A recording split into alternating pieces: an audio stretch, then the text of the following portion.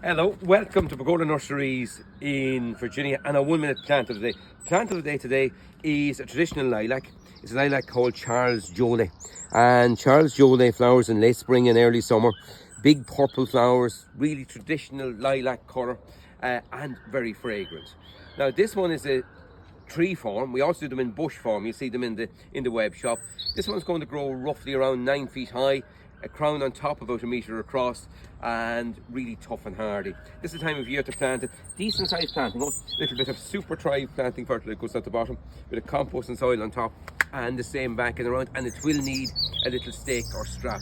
But lilacs are really useful. As soon as the flowering cherries are finished, lilacs come into their own along with laburnums and whitethorn, of course, and flower at the same time.